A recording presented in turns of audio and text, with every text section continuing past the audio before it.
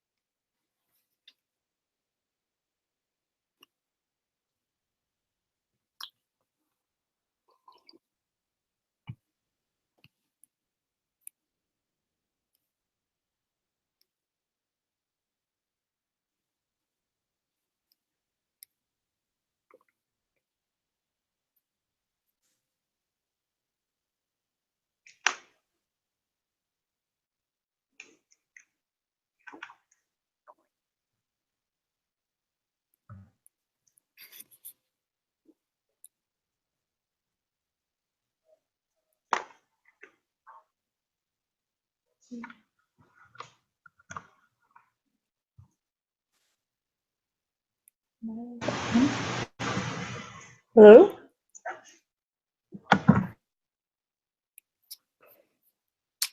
Anybody here?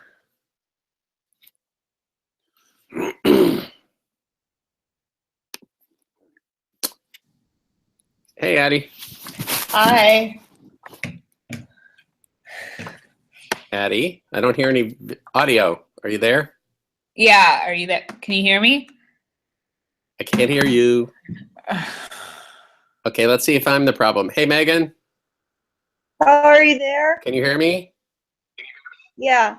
I can't hear you. Let's see. Oh, I know why. Because I was in a meeting and I turned off my speakers. How's that? Can you hear me now? Yeah, I can hear you. Oh, good. Joey. Hello. Are you going to be the mystery? Oh, there you go. Hey, Mickey. Hi, how are you? I'm tired. I need a Yeah. vacation. Too much break for me. Yeah. How was your break? It was great. I spent the time hiking in the mountains, Ooh, that's nice. and I didn't What do any mountain? schoolwork. That's nice. The Blue Ridge. Ooh. What part? In the Rocky Knob visitors, or sorry, Rocky Knob, what's it called? I forget. The area is the Rocky Knob recreation area. It's part of the Blue. It's off the Blue Ridge. Hello, Katie. Hi. And we have an owl.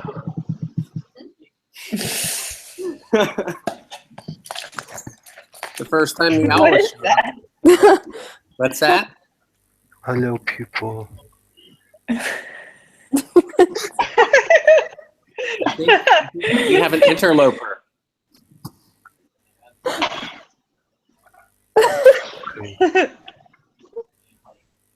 Okay. That's Let's so see if anybody weird. else shows up. Exotic accent right now. What are you doing, people? We're having a Conversation? What? What did you say? We are having a class. What do you know about economics? What is happening? Nothing. I'm an owl. What do you expect from an owl? That's a fair comment. Okay. A salute from Africa. Bye-bye. Have a good time. Bye-bye. Bye. Bye.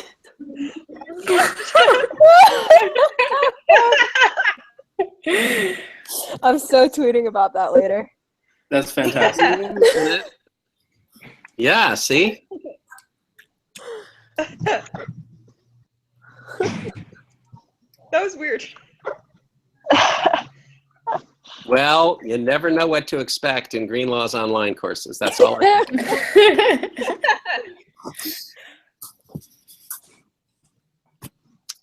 All right. 1H. And So I won't be able to stay on long. oh, you're not even going to recognize class today because we've got a lot of cool stuff to do. Okay.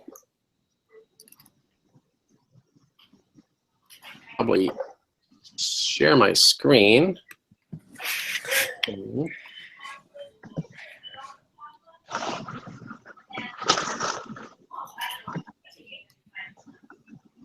Not that one. That one. Okay. Looking at the course outline. We are now in the second half of the course. Okay. And what you're going to see is the second half goes really fast. Not just in this class, but in all of your classes. If you count the weeks, 1, 2, 3, 4, we have just a little over 4 weeks until Thanksgiving. And then we have 2 weeks after that, and then final exams are here. Okay? So now is not the time to fall behind. Not that there ever was a time to fall behind. Just to make it even more exciting, 2 weeks from today, the second midterm. Woohoo! Fun. Yeah, I'm just, you guys will have the advance warning. Okay. So what we're going to economy. Now, I think I'll take the screen back. I can just talk straight to you.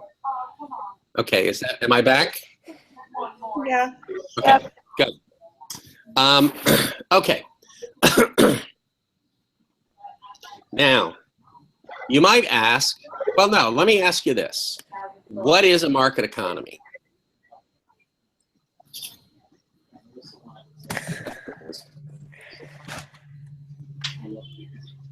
When and where the individuals have control over the market. What's a market? When where the individual of the private owners have the control over the market. Is that you, Katie? Yeah. Awesome. Yeah, it's private enterprise. So you have all the businesses are privately owned, and consumers buy what they want to buy. And resource allocation decisions about what we're going to produce, and also decisions about income distribution, how much people are going to earn. Those questions are all answered by markets, okay? Supply and demand, basically, for those things, okay? So you may then say, well, wait a minute. Why should government have any role in the economy if all the economic decisions are being made by private individuals and private companies?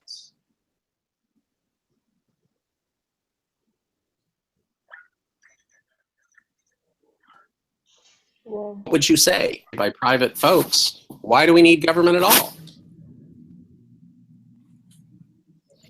I'm sorry, I missed your last question because you kind of fuzzed out. I'm sorry. Sorry. My question is, somebody's got their microphone open. Could you, if you're not talking, please?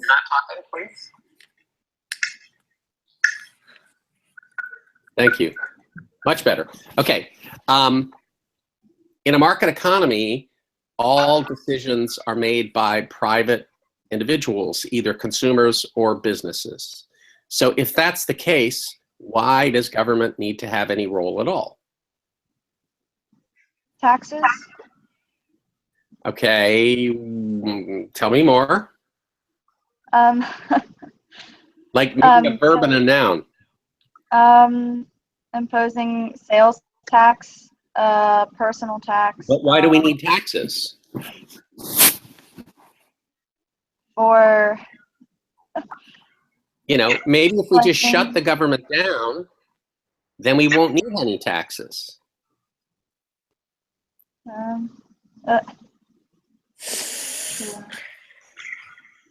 Then things like public services, like roads and schooling, like public schooling. Yes, great answer. Okay, let me start with the kind of the minimalist answer.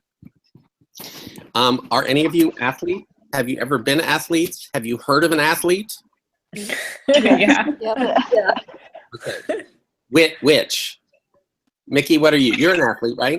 I'm a softball player. Okay. So, pitcher gets up there and does that amazing pitch. And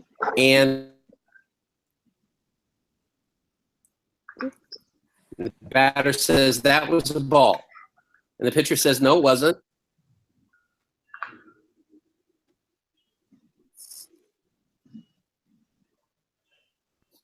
Can I tell if like my internet's really bad? Yeah, I don't know if mine's really bad or not because you were like, I didn't hear that last part. Yeah, it just like completely fuzzed out again. I'm sorry. Why can't we let the pitcher and the batter in a softball game decide whether the pitch is a strike or a ball? Because it's in their own personal perspective. That one person might think it's a strike, but the other person might think it's a ball. Right. So it's one person. It's almost like having a third person. It's like having like a judge in the room almost, right? Okay, so how do we solve that problem? Referee. Yeah, The umpire. Nikki, Umpire. come on. I was trying to think of that third person. That for some reason I thought of a judge at first. I can't believe I didn't think of an umpire. It's okay. First. So even in a perfect market economy, you need government to be the umpire. Okay, basically to enforce contracts, because a lot of economic behavior is based on contracts, and to make decisions about who's right and who's wrong in situations like that. Okay, so even the most conservative people generally will agree that you need government to do that, basically as the arbiter of the rules of the game in the economy. Okay, but that's just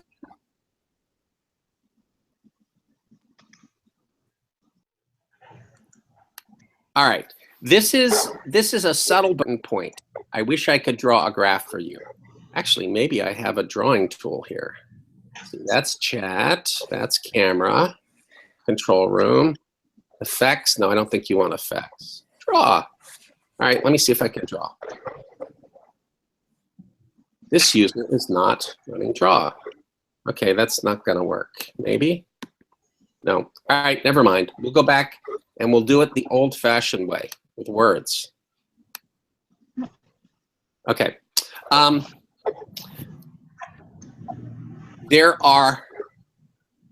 We can describe goods as being private goods or public goods or something in between. And when I say goods, I really mean goods and services. Okay. This distinction, it does not mean who provides them. Okay. So I'm not arguing here that if government provides it, it's a public good. And if the private sector provides it, it's a private good. That's not it, even though that's what people tend to think.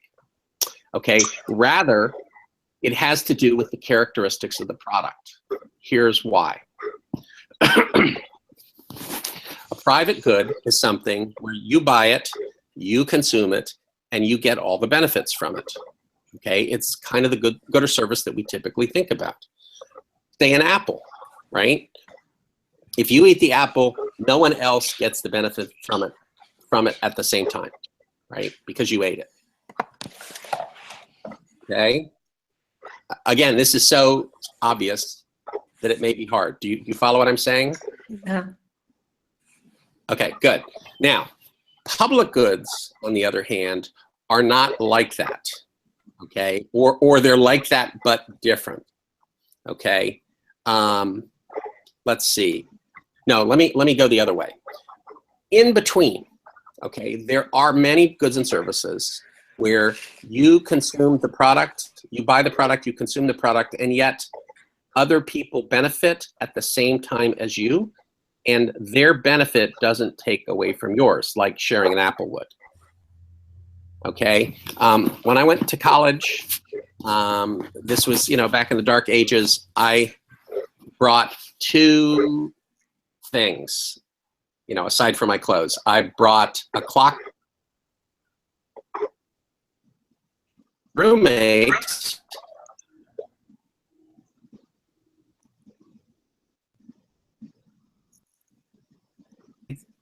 stereo, I got the benefit of his music, even though It was his stereo and he had paid for it, right? And my listening didn't take away from his listening in any way. So what we would say is the stereo was an example of an externality good, okay? Or an external benefit, okay? So the benefit is bigger than the benefit to the person who pays for the product, because other people, there are these positive side effects that affect other people too. Does it have to be like an immediate effect? Like the stereo would be music immediately happening, but something like college education, you have to pay for it. But I mean, I'd like to think that I contribute to society. Yeah, And that's like another, that's another really good example. So you bought it, but I will benefit not just because I'm your teacher, but because if you get an education, then it's less likely that I'm going to have to pay for your welfare. Okay. And furthermore, it's less likely that you're going to break into my house and steal something of mine, right? So I clearly benefit from having you get an education. So that's a great example. Okay. Okay. So if you keep moving away from private goods in the other direction, eventually you reach goods and services where all the benefits essentially are external. Okay, so those are called public goods. Okay, public goods have two main characteristics and some other kind of subsidiary characteristics. The first characteristic is non-excludability. And what that means, non-excludability, is once it's provided, everyone gets to enjoy it. Okay, in other words, if you buy it, you can't prevent anyone else from enjoying it too. Okay, so that's non-excludability. Related to that is the idea that that once it's there, it can be provided to almost an infinite number of people at no additional cost. Okay, what this means is that these things tend to be big ticket items, and once you have it, it's there for everyone to use. Okay, can you think of an example of something like that? A concert, I would think. As far as the music goes, yes, right? So that's certainly an example leaning in that direction. I wouldn't call it a perfect public good, but it's a fairly public good. So would it be like roads? Okay, roads are actually an example of an externality good. Okay, they are like public goods right up to the point where you start to get congestion, and then your being on the road imposes a cost on me being on the road. Okay, so so externality goods are sort of semi-public, semi-private goods. Okay. So the classic example of a public good is something like national defense. I mean, think about nuclear deterrence. If 5 new babies get born in Fredericksburg, do we need more nuclear deterrence to protect them? The answer is no. I mean, once we have the nukes, we don't need any more to protect more people. Okay, so you know, where are we going with this? You know, is this more than a funny?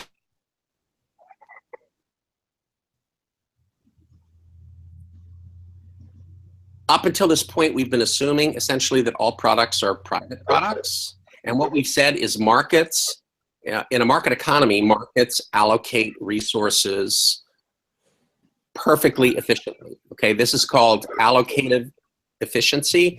What it means is that businesses are supplying exactly what's demanded.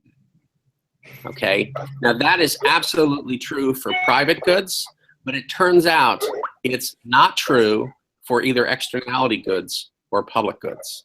And the reason why is because markets will underprovide those things. Okay, in other words, if we didn't have private schools, we would have less schools in total. If we didn't have private roads, we would have less roads in total. Okay, and the reason why is the people that are buying those things, to put it in those terms, don't consider the benefits to people other than themselves. Okay, so like if I sent my kids to private school, I would do that if the benefit to my kids exceeded the cost. But I wouldn't take into account that my neighbors would benefit from my kids getting an education too.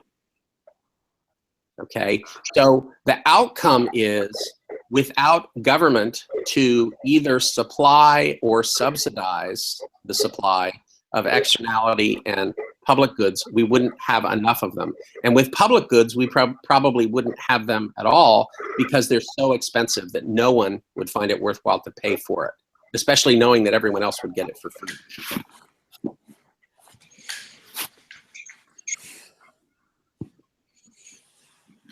Okay, so bottom line here is a lot of things that government spend money on, they do because those things are externalities, goods.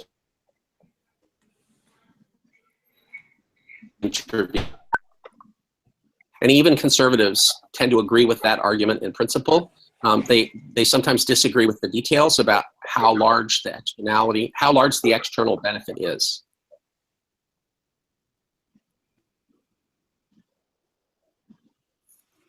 What I was going to say is there are basically 6 things that governments do in the economy, and the first 2 are providing public goods and externality goods.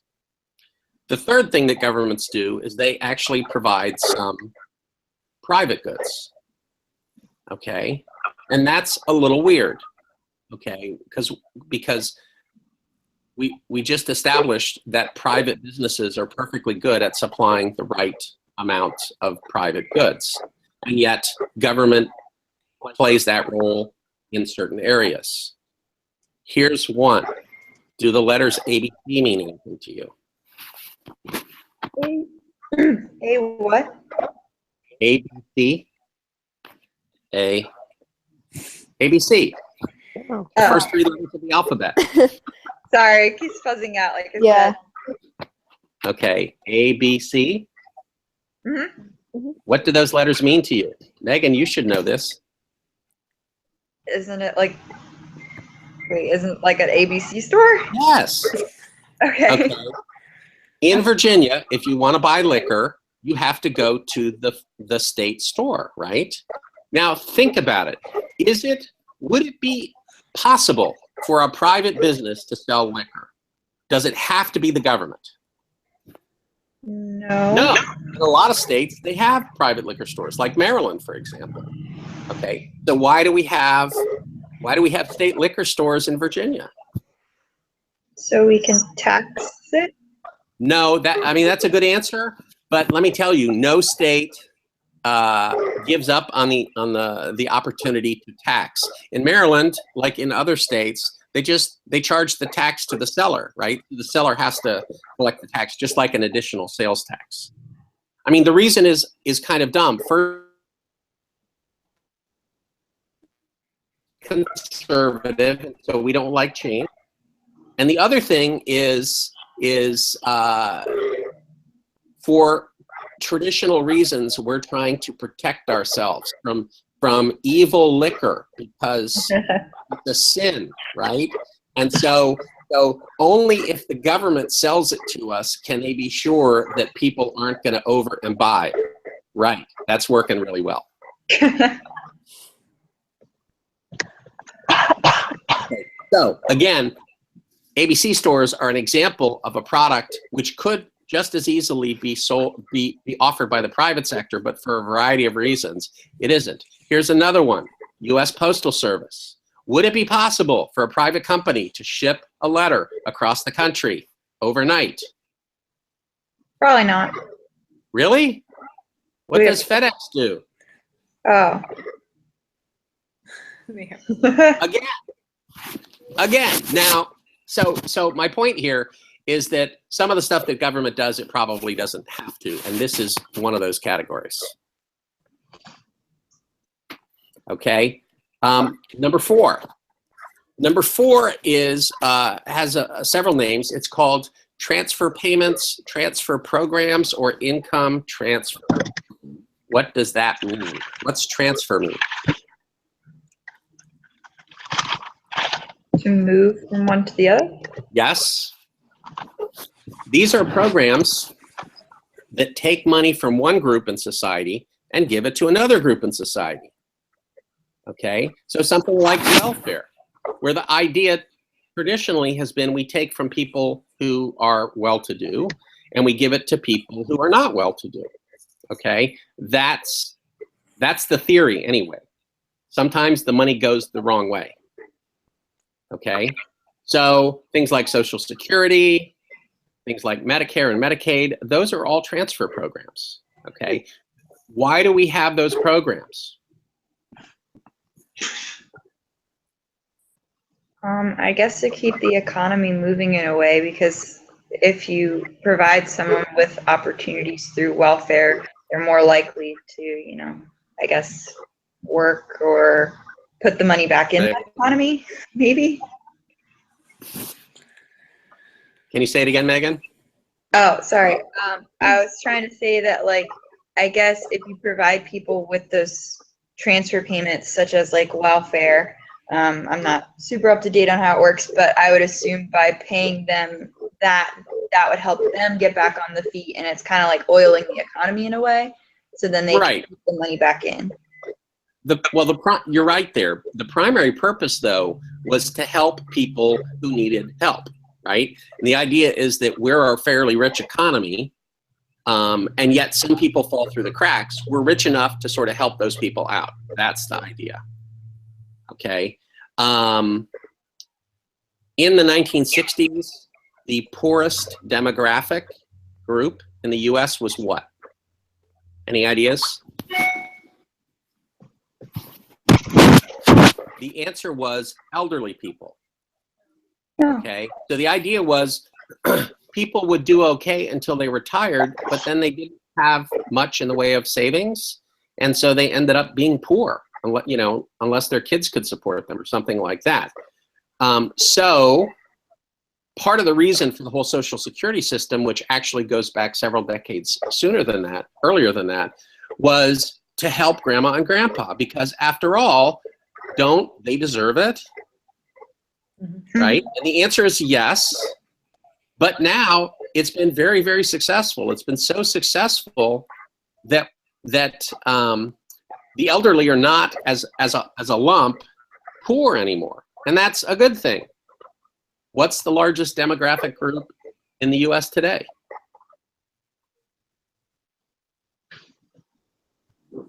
Children. Something families with incomes below the poverty level. So what we've sort of done is we've traded poor old people for poor children. Maybe that wasn't such a great idea. Why would we do that? If you asked grandma and grandpa, you know, would you want to be taken out of poverty but have your grandkids be poor? What would they say? Yeah. No. They would say no. So how come we did that? That's a political science question. Part of the answer, I think, is because they didn't frame the question that way. And another part of the answer is who votes, old people or children? True. Okay. Okay. The last two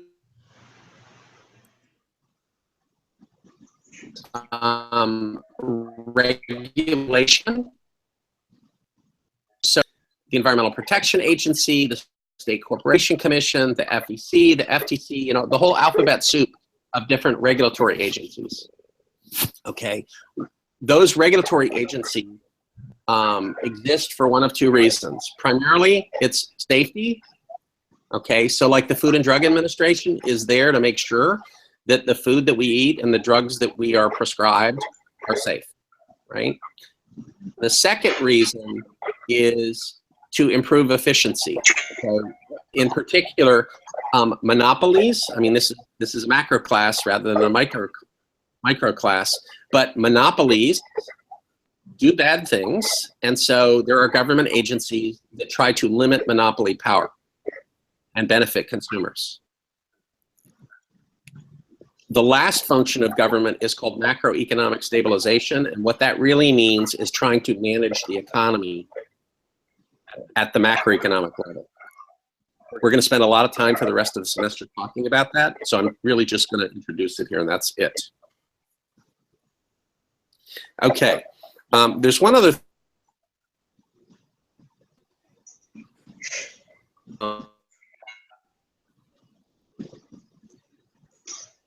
government budget, about where government's revenues come from and what government spends their money on. Okay, there's a great place to get a handle on this. It's called the Economic Report of the President. Economic Report of the President is an annual publication of the Council of Economic Advisors, and the first 2/3 of the book are basically statements about the administration's current thinking about the most important economic problems.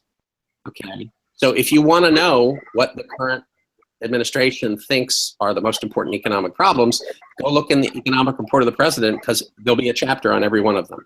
Usually a half a dozen or so is what they do. But back to our question, the last third of the book has statistics on pretty much anything that you would need to know for our class. And so they have a government finance section. It has a consolidated federal budget and state and local budgets. And so what I have, but what I haven't done yet, is I've printed those 2 pages. One is the federal budget, one is the state and local budget. And I'm gonna scan them in and upload them so that you guys can take a look at it, right? So the kinds of things that you should know are like, what are the 5 biggest areas in the federal budget? What are the most important things that state and local governments spend their money on? Okay, it won't be a surprise to you that education is big at the state and local level. You know, where does the money come from? Which taxes? You know, are corporate income taxes more or less than personal income taxes? Just kind of the big picture thing. So you have a sense of where your tax dollars go. Okay. All right. Well, that's all I have to say. Does anybody have questions about anything? I know we covered a lot of material today. All